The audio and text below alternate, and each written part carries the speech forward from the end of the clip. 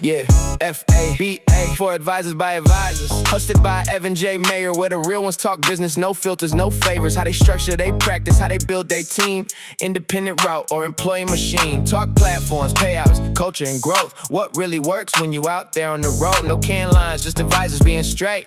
Real conversations from the people who relate. Double podcast for advisors by advisors. This is For Advisors by Advisors. I'm your host, Evan J. Mayer, and today we have a very special guest, and Mr. Paul Wood.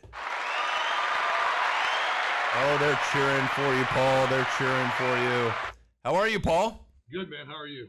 I'm great. So I've known Paul now for a few years, but really know him for the last year. We've worked side by side on the advisory council, which has been an absolute blast. But just to give a little background on Paul, Paul is a branch owner on the Raymond James independent platform. He's the CEO of Agility Wealth Management, and he's also one of Raymond James' top producers. What number did you finish last year? 11, 12, I don't even know. Like you don't know. Yeah. Anyway, Chairman's Council, Barron's Top 1500 advisor, been in Forbes multiple times, and again, a fellow membership on the ICD Channel Advisory Board, which has been a blast to have Paul by my side. We agree on most things. We rarely disagree, but occasionally when we disagree, people know about it. So welcome. Thank you, buddy. Glad to be here. Excited to be on your podcast.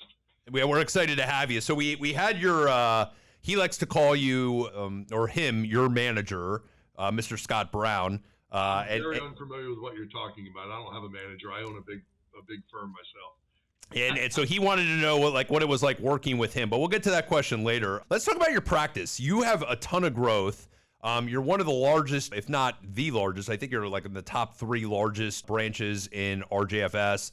You've grown to something like 70 advisors. Tell us a little bit about your history with the firm, when you got started, when did you start recruitment, when did like the role of a lot of advisors come along, and what's happened over the last like 2 or 3 years. Well, that'll cover all 30 minutes of our conversation there, Evan, if I answer all those things. So, I started in the industry in the early 90s.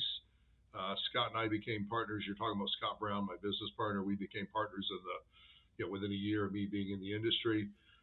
We've been together for a very long time, and we built out this firm. We have 2 separate individual practices, but we share a building that we own together, and we share a few key employees. Started building our own books. We have independent practices within those practices. 15 years ago, I started doing some acquisition and some recruiting. So the business has kind of exploded since that point. We now, between Scott and I, have 14 different locations, of which 13 are mine, a couple are Scott's. We have well over 100 employees on the payroll between advisors and support staff, just shy or just over, depending on the day, $6 billion under management. So it's a large practice now, and we have a great time doing it. And more importantly, we're good friends, and it's a pleasure to go through this with good friends at your side. Building this together, it's a great opportunity for both of us. That's awesome. Yeah, he's a great guy. You guys are very different personalities, which is what makes it work so well, I think. Yeah, there's a yin and a yang, and just like a marriage or any other marriage, you can't both be the same person. You kill each other. So, and we've tried to kill each other multiple times. So, we try to avoid that. Now, with $6 billion under management, you and Scott are both, we'll call it, at least past the middle stage of your career. We'll see. Yeah, a little bit. What is the succession thought? Is the succession thought, obviously you brought your daughter, I believe, into the practice. Talk a little. Yeah. Can you talk a little bit about that? Did you, Scott's belief was it's better to bring somebody aboard through a different firm and then bring them onto your practice once they have a little experience. I hear that a lot from advisors. I fundamentally disagree. If the practice is already strong and you could teach them a lot, yeah. I believe you're more under my page. Can you explain a little bit about your thoughts there? Yeah, so I have 2 daughters who are in the practice. Both started with me when they were 16 in high school, working as interns here in the practice. One of them went on and got her master's degree, got a finance degree, got her master's degree. She now runs 2 very large practices for me in different parts of the country, managing well over $500 million of other people's money. My younger daughter, same thing, started at 16 in the practice, went on to graduate with her finance degree, wanted to go get her master's, and I was just growing so rapidly and told her, no, I need you in the practice now. She has all her principal's licenses, and she is actually the operations manager, OSJ, for the entire complex that Scott and I both run. So one is producing and one is more ops. Operations, yep. And did you know that when they were growing up? Were you like one of them? No, not at all. No, not at all. It's just kind of a role that they both fell into. They both, even the one that does operations, she's on my team and she handles a lot of clients. And, if I'm out of the office or if I'm not in, she does a lot of phone calls, not as much face-to-face meetings, but she handles a lot of clients. So she fully involved in the asset management and the financial planning side. But her focus for Scott and I is much more on the operations side from a OSJ standpoint, principal's license, and all the branch manager stuff. But from a succession plan, I have two other junior, we'll call equity partners in my practice. So those two partners plus my daughters are the succession of this firm. I'll be 60 here in a couple of months, and God willing, I plan on going a few more years to say another 7, 8, 10 years. Who knows? Scott has Bratcher, who is his son, who is his succession plan. It just took a different path in the sense that both my daughters came in and started in the practice and learned from me, whereas Scott's son went outside, had some other avenues, and then came into the practice at a little later period of time. So I'm with you. I think I have the capacity and the energy and the people around me to train my daughters, and I did it here. Scott chose a different path, but Bratcher's turned out to be an incredible advisor and fantastic with clients, and like Scott, very visionary on his beliefs of where the practice is going. And they both paths turned out, even though they were different paths, both turned out fantastic for each of our respective practices. And Bratcher won the golf tournament, the RJFS golf tournament with me, which is awesome. I got a problem with you guys that are good golfers. You can't be working as hard as I am if you're able to golf that much. So, well, I don't have $6 billion under management just yet, so we're working on that. Yeah, that's a whole different story. Yeah, absolutely. Talk about the last few years. Was it you said 15 years you've been recruiting. Was it kind of a slow build to kind of build it till they come, and now it's just been explosive? Is it slowed down recently in the last 2 or 3 years? Is it still explosive? Yeah, it's like anything else. The more you do it, the more your name gets out there, the more energy you build, the more momentum you build. So from a recruiting standpoint, that really didn't get going until really the last 5 or 6 years, 20, 21, 22 through 26. When I say recruiting, that's bringing other teams over from Merrill, Morgan, UBS, whatever, bringing them to the independent channel of Raymond James underneath my OSJ. The acquisition of practices started back in 2015-ish. So that was 5 years prior to when I started recruiting advisors over. I recruited here and there when I had an open office. And to me, that's the average branch manager at a firm. He's trying to recruit somebody within a 5-mile radius of his branch that wants to work in one office at his branch. That's recruiting, and that's what most people consider recruiting. You and I, because of our conversations over the past year, you and I have done completely different than that. I have branches that are 100 miles away from me, and we go open up a branch and build out a suite and put a couple of $100,000 into furniture and decorations and technology, and we'll bring a practice from a Merrill or a Morgan or whatever, and we'll bring over a $300-400 million team and open them up a branch where they're not just joining one of my existing branches. They're going completely independent. They own their own practice. We're just supplying kind of that one-stop shop for them to place their tile. Are they branding under Agility, or are they branding on their own? Yeah, so most of them brand on their own. I don't have a big name that I'm trying to build out my name. I don't care. I don't have the ego that big. If they want to build out their own firm, then they build out their own firm. If they don't have a name and they want to choose Agility, I have a couple of branches that are Agility. The ones that I physically own because of acquisition, they're all Agility. But the ones that we've recruited these teams over, they can be anything they want. They can come up with their own name, and they're just underneath the umbrella of Agility, but it's their own firm. Do you on the Agility website, are all these advisors, even if they're naming themselves a separate office, are they under the Agility banner or flag? Yeah, I mean, there are 2 locations currently that are not under the Agility banner. We clear, we're the OSJ, we handle everything, we pay all the expenses. Their staff is employees of ours, but they are not associated in the namesake of Agility. They're independent practices. They've kept to be very independent. And are most people W-2 or most 1099? Do you give them the option? What is more favorable to you, and what is more favorable to them? Makes zero difference to me. They want to come in as W-2, then that's perfectly fine. It's a spreadsheet. You're paying FICA. You're paying, your 401k contribution. You're just adding that into your whatever the payout would be if you're gonna W-2 them. We started this, and we deduct for rent. I have a famous saying. If you want to be in the downtown high rise in the penthouse suite, and you want Italian leather chairs, I could care less. I'll build it out that way. It's going to come off the spreadsheet, and it's going to come down to your base payout. If you want to be in a normal Class A building and a normal suite with normal furniture and sharp, all A-level great stuff, then your payout might be 2 or 3% higher than the guy that wants Italian leather and the penthouse suite on the 32nd floor of the downtown building. Have you you've been with Raymond James for how long? Scott and I both came over in 2020 to RJA. Okay. 2000. I'm sorry, 2000, not 2020. So we came to RJA in 2000 in the local branch here in town. Yep. In Orlando, and then in 2006 I left and went RJFS, and Scott stuck around for a few more years, and then in 2011 I think it was, he came RJFS, and we put it back together as a single group. What do you think took you quicker to make that decision and Scott not to? And what do you think creates people to not make that jump quicker in their career? Yeah. So, I mean, and again, this is Scott's story to tell. I know the story. He had opportunity by staying at the RJA branch with some retiring advisors. So he made a conscious decision to stick around.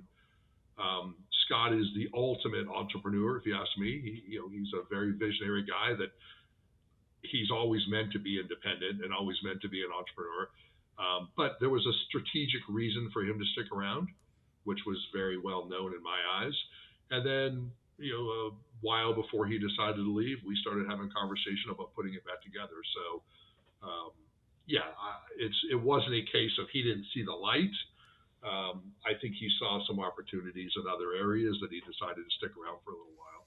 Why do you think people don't make that move more often? It seems. Yeah, I can tell you. I talk to, I don't know how many teams a year, and I'm talking large producing teams that I recruit over. Fear. They've been brainwashed their whole career. W-2 wirehouse employee, that we all work in our underwear and work out of our garage, and we're all going to starve and be out of business in 6 months. And I think when we left the RJA office, that was kind of the solution. That Paul and Scott will be waiting tables here in a few months because they're going to be out of business. And we've grown this incredibly, as you put it, I think we're the second largest branch in all of RJFS at this point. And I think the fear for most advisors is making that leap. It's terrifying to them, and it's foolish because not only the payouts, just the independence and the ability to be an entrepreneur. I could have never grown out a team of 100 people sitting in an RJA or in a corporate office. Yeah, you just wouldn't. Number one, you wouldn't have the flexibility that you would need to have to resources, the energy, the time, the payout, whatever it is. You can't. If you have a true entrepreneurial spirit and you want to be independent and you want to not worry about paying the copy machine bill and worrying about phone leases, I get that. But there are guys like you and I that can handle all that for you and create these incredible practices. And in my experience, these wirehouse advisors, they grow significantly once they come independent. You and I have had this conversation offline many times, that the growth trajectory of a practice underneath me or underneath you with the things that we've established is phenomenal.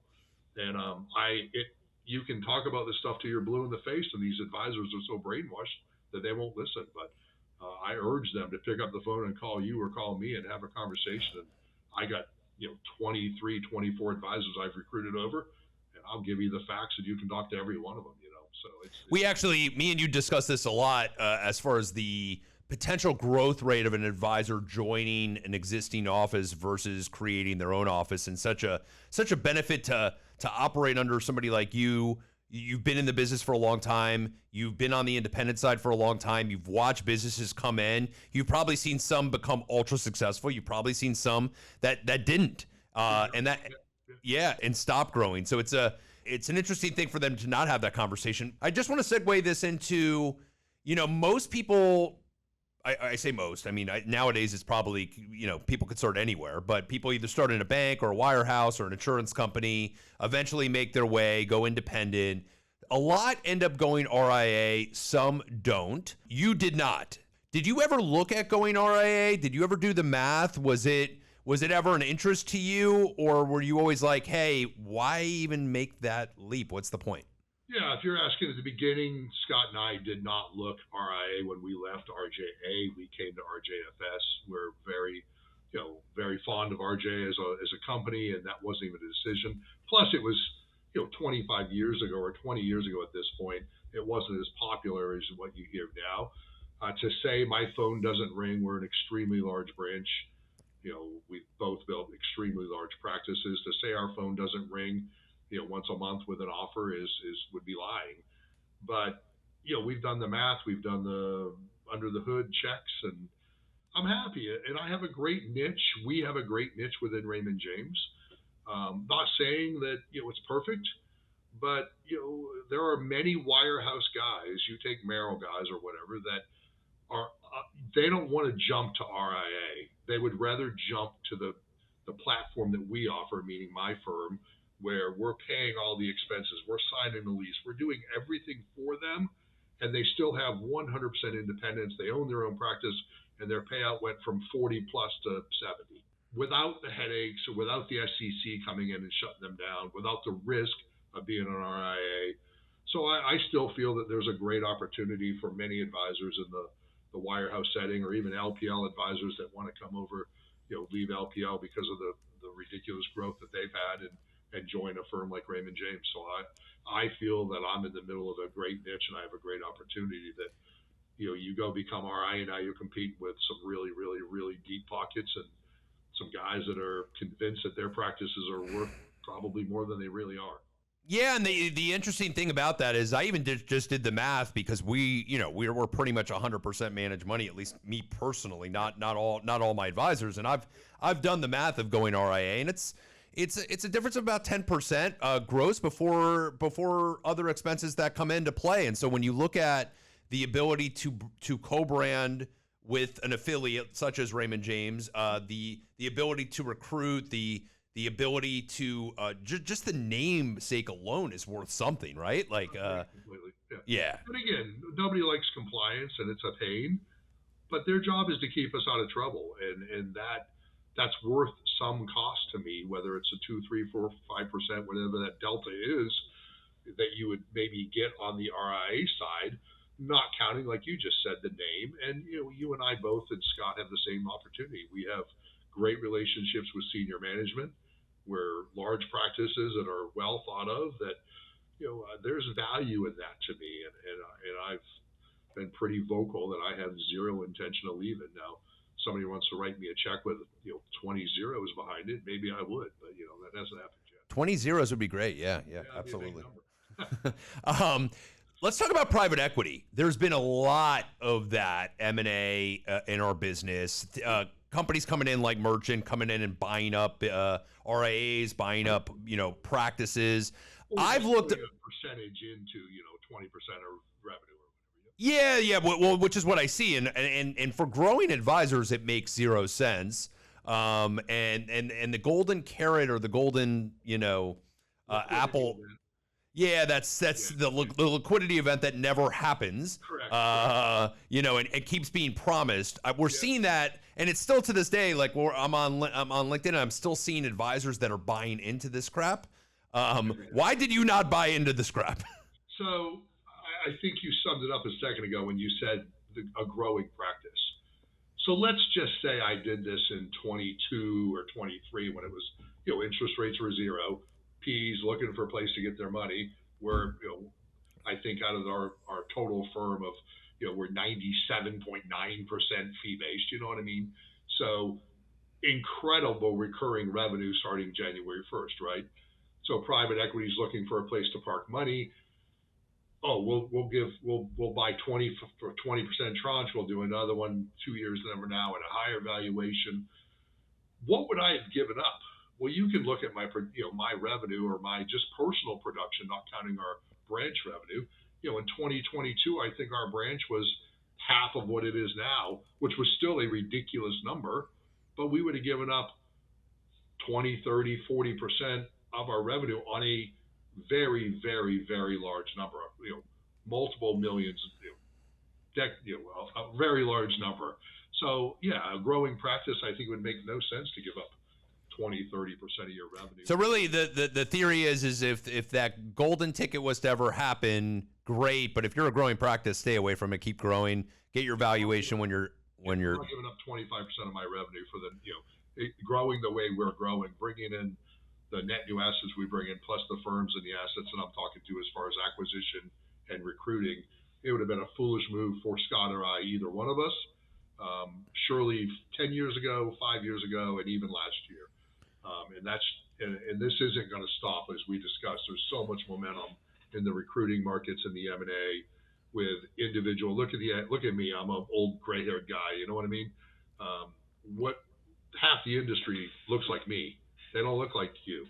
They're not in their 40s. I think you just called me young. I love that. Thank you. You're younger Thank than you. I am, buddy. That's so, true. Again, there's so much opportunity over the next 10, 15 years through acquisition, through recruiting, that I think it'd be a foolish move for me to sell to private equity or sell a percentage of assets or revenue. Especially when that golden carrot might not ever happen. I still have friends that bought in 5 years ago, and they were told that the liquidity event was going to be in 2 or 3 years, and they're still waiting.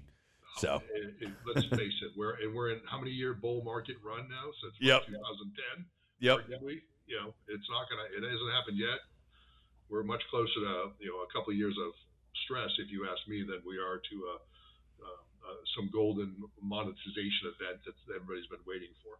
Talk to me about you're a big practice. So just for comparison purposes, we got about 1.5 billion. So we're about 25% of your size, and all my advisors are 1099. So on a financial standpoint, it makes my life very easy, and they cover their own expense at their own office, and their payouts a lot higher, and I don't have to deal with that. But I do obviously have employees, and we're growing, and nowadays I got to keep somewhere between 400 and 600,000, which sounds very small to you, but 400 to 600,000 a quarter available for payroll, expenses, things along those lines. That's pretty much my cost. Your cost is significantly more than that. Right. How are you running your cash management as you scale? Is it all really on you? Is there a team that each controls portions of that? I mean, we have obviously our own payroll company, and a lot of things are ACH and on automatic, so it doesn't make things much more difficult, I wouldn't think, as I expand. But I don't know. I'll tell you that there's growing pains at certain levels. Obviously, you reach $10 million of revenue. That's a different scenario than when you have $5 billion of revenue. You reach $25 million in revenue. You reach $40 million in revenue. You hit definite expansion points where you have to change things. What used to be, hey, we got $300,000-400,000 in the checking account for the quarter, we're good. That number has to be significantly higher. With 100 people on payroll, our health insurance bill alone to have health insurance for that size group. So yeah, but it's like anything else. It's a spreadsheet. It's my daughter Shay handles all that for us, the one that does the OSJ work. So, it's a process. We know it. Scott and I review it. It's very well documented. I know Scott personally, his situation, just like he knows mine. We both keep tremendous amounts of cash on hand. We're never going to get to a point. Scott Brown is classic for saying there were times and, without mentioning dates or years when markets were really struggling and we were young in the business, that we were taking money out of our 401k to make payroll. That will never happen again, but you've got to have that rainy day. So you're talking about like cash management. You're keeping millions of dollars. You have to have, when your payroll and your health insurance cost and, just I have personally, I've signed for 13 leases. So I personally have signature guaranteed 13 different Class A buildings in different cities. My rents alone are $100,000 plus a month. I'm sorry, just Yeah. rent. That doesn't Yeah. count payroll and everything else. And I'm not bragging in any sense. Do you use like a brokerage account, like where you got money market accounts for your reserve cash and stuff like that? James accounts for all of it, So Got it. Yeah, you have to. It's a business. It's like I say when I bring these Merrill teams over. It's a full blown business. We have full blown benefit package. It's run like a. But let's not scare advisors. By the way, again, as you start, you can scale this. I needed to keep about $50,000 in my account extra. Now I got to keep a few $100,000. Paul's got to keep a few million. It's all to scale. It's not harder. Yeah. And for most guys, Evan, they're not going to do what you and I've done. Yep. They're a Merrill team coming over, and they got 3 partners and 2 assistants and a paraplanner, and they run $400 million. They don't want to deal with any of this. Yep. They want to come over, leave on Friday morning, be licensed at Raymond James by 9:30 on Friday morning, start the transition, and not worry about the phone bill or the coffee machine or anything else. They don't have to worry about any of this. They get a 70% payout. Every 70 cents of every dollar they make goes into their account. They have no other costs or expenses. On my scenario, on yours, they have to worry, but their bills are fixed, and they only have to worry about their individual operation. Yeah. You're worrying about the operation of 5 different locations. Yep. I'm worried about the operation of 13 different locations. So it's a process, and it's a scale. It's funny though, as I see that money sitting in my my money market account, I'm going, I got to get a higher rate on this. Before I didn't care when it was 50,000, and then all of a sudden you got a few $100,000 sitting there. You're going, FNSXX is a pretty good opportunity. We're not naming actual symbols here. This is We're just talking letters here. Just letters. Let's talk about the advisory council briefly. Me and you are both members of it. I found it to be phenomenal because not only in the past you've had the ability to speak with the higher ups, you've had the ability to get them on the phone. You're a big enough practice. So am I. We can do that. But to get on a room on a Sunday morning at 8 a.m., which I thought I would hate, but actually talk things out and tell the executives what we need, what is important to advisors, what is important to branches, really try not to focus on our specific situations, really to look at the advisor pool in general. I found that to be extremely rewarding. How are you feeling about a year into this advisory council? Yeah, I completely agree with you. Now, I've had, with the council that I'm in, with the traveling that we've done, I've traveled a lot with, the executive team at Raymond James. I feel like I know them pretty well. Obviously, you and I both have access to them whenever we wanted. But the insight into some of the things that we've been discussing over the last year has been eye-opening to me. I've enjoyed every minute of it. I love the comments and listening to the other advisors in the room, because there are advisors from all walks of life on this council, as you well know. That's how you and I got to know each other. There are different size advisors. There are guys that have been with Merrill for 30 years that have only been with Raymond James for 2. There's guys like me that have built extremely large practices, but I've been with Raymond James for 26 years. So it's all different walks of life, and I enjoy listening and hearing the comments and the perspectives from other people. But I also, like you said, sitting there with the executive staff that they're listening to us and having that really in-depth, not unfiltered conversation, I find it amazing. I love it. I think it's arguably one of the coolest things I've done within Raymond James from a corporate setting, if you will. And I've spoke at many conferences and been on many panels, and that's all exciting and fun. But this is really insightful, I think, as far as the insight that we're getting onto the running of the business and what we're doing.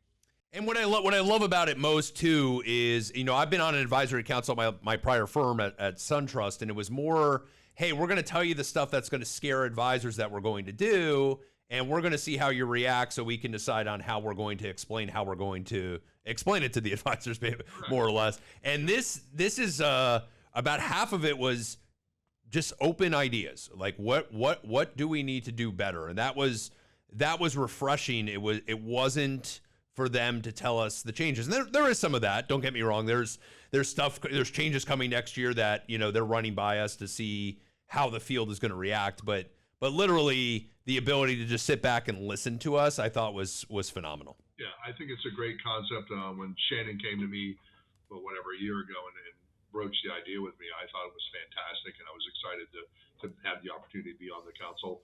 I've been involved in some AMS things and different things too that I find very interesting, but this is really unique in the setting of who you're in the room with, and the direct access you have to, kind of what's going on, and getting our opinions. And I think, again, a great group of people, all from different walks of life and all from different types of practices. And you can hear it when you're in the room. You can hear conversations, and even though, getting together at dinner, your wife Lauren and Kathy and I sitting there having conversation. It's an interesting, it's good stories and good opportunity to get to hear other practices. I think the coolest thing that I do with this recruiting is I brought over all these, large teams from Merrill or UBS or whatever, and to hear how they run their practice and the things that they do. And I've recruited, or I've done acquisition with, a $70 million guy, and I've done acquisitions of a $400 million guy. And when you go in and take over their practices and you hear how their sales assistants do things, or the way they handle prudent process, or the way they run their portfolios, you gain so much information, and you gain so much growth in your own practice, because you're sharing ideas with so many different people. That's what I love about, excited to have this conversation with you. Love every time Scott and I go to breakfast, every time we have lunch together, because you got two guys that are very successful, but yet the conversation back and forth about what he's doing, what I'm doing, we're still, after 30 plus years together, still learning from each other. Yeah. And that's what this is about. And, that leadership advisory board is another way to get to know new advisors that, get to know you. You run a practice kind of like mine, but where it's great to hear how you're doing things, and what opportunities I can glean from what you're doing and put into my practice. So 100%. It's invaluable information.